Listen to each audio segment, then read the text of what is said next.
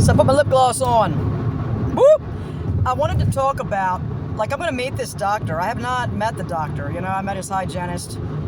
She's fub. And, he's going to do, a long workover. And I'm like, I want to brief him. I want to brief him quickly. And I want to brief him without being embarrassed or ashamed. And I want to say, for those of us that have spent a lifetime self-medicating and not understanding what was wrong, because when people, regular people, and I realize that everybody's got their story. I'm not trying to go, oh my God, Karen, you're just got it bad, you got it worse than everybody else. No, but there's normal people out there that had parents that loved them adequately enough that they have a sense of self their entire lives, and they don't understand what it's like to feel anxious and afraid and freaked out all the fucking time and everything. They don't know, and God bless their hearts. Thank God they're out there. I don't want anyone to feel like this. You think you're special, Karen? Not really. Not really. There's too many of us for me to say that. So, what I wanted to say is, I'm sure this guy has seen aplenty.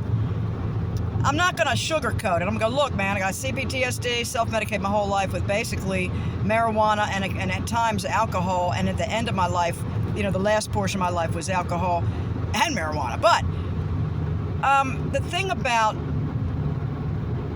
the shame involved in this and not knowing or not understanding, why are you doing this? Even my therapist Dave was like, why are you doing this? Because you understand everything. Well, because Dave, even he and I didn't crack this nut all the way, and now he's like, Karen, do you know that there's therapists that specialize in narcissistic abuse? I'm like, Dave, I've been telling you for years, they're online. They go, yes, I know. And he's like, I hate videos. I'm like, well, you gotta stop hating them.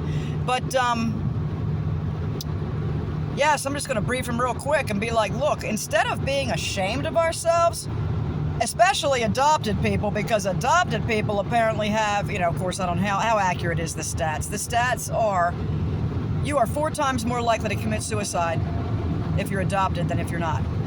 That's fucking high. So if you got through your life adopted and didn't kill yourself, you deserve a little trophy. You know what I'm saying? So to me, I'm like, well, I had that odd against me. And then I was, abused into C-PTSD. And I survived that shit by smoking throughout. And then I started drinking later, which was, because you know what? Everybody was drinking around me and they looked like they were having a good time. And I thought, why should I be so uptight? I'm going to have a beer. I'm going to have one. So for a long time it was beer. Then I switched to wine. Then I switched back to beer. And then I switched to clear vodka, which I would just mix in a fruit tea juice type of deal, which was absolutely fucking delicious, by the way. Don't do it. But I got rid of the fruit juice and then started using fruit tea and agave, enough to sweeten it, enough as what I wanted. But I put the Aldi lime juice in there too. Fabulous. It's fabulous. So we should not be ashamed. We should be like, you know what? I functioned at a high level, in my opinion, and in many people's opinions. Most people didn't know.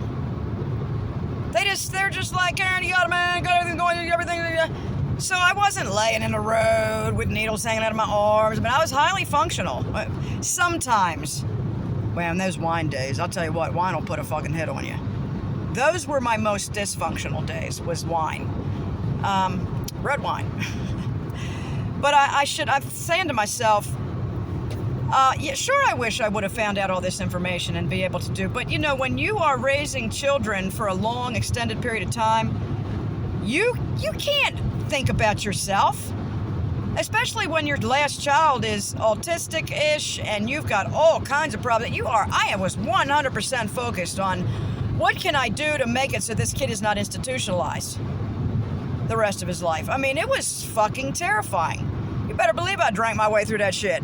But I hooked him up.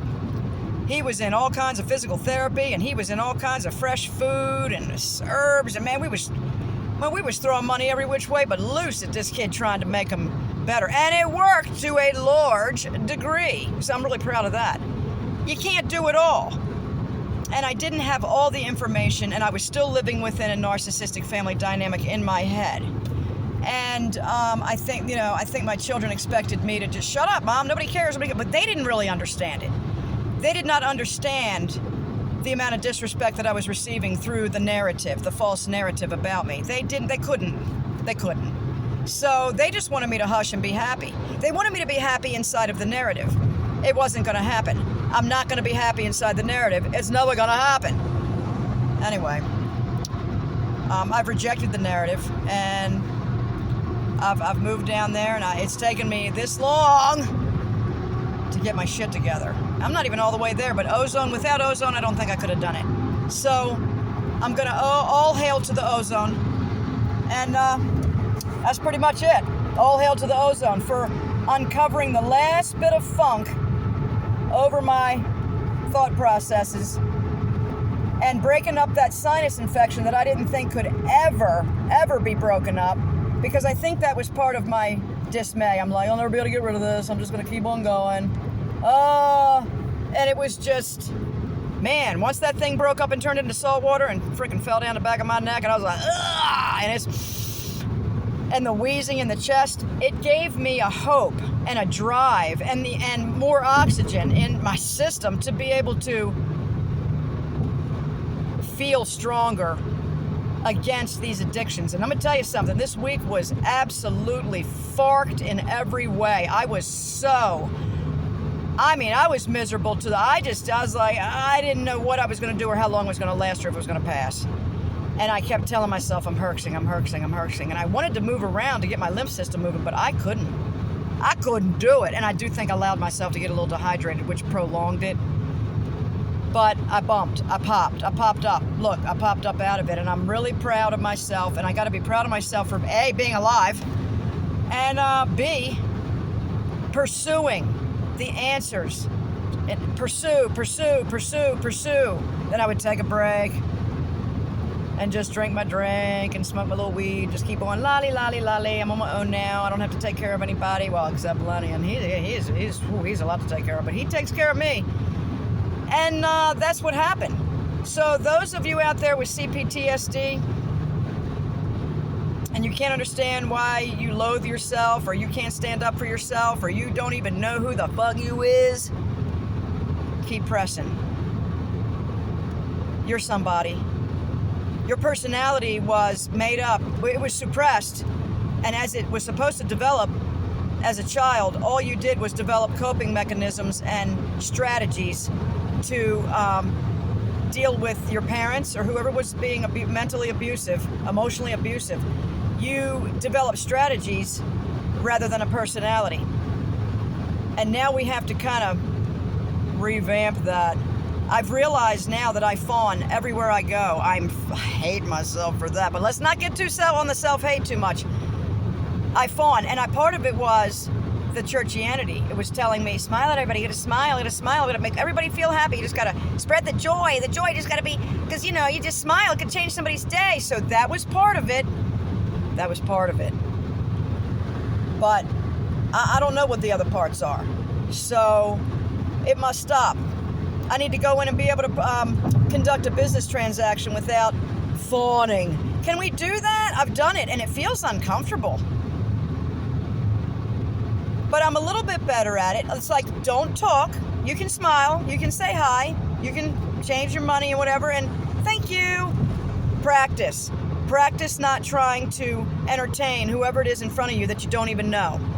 It's an embarrassing thing to realize you've been doing it your whole life. We were trained to do it, and you did it well. You should pat yourself on the back. You've done great. If you can do that, then you can do this. All right, C-PTSD boos. Let's go. Bye.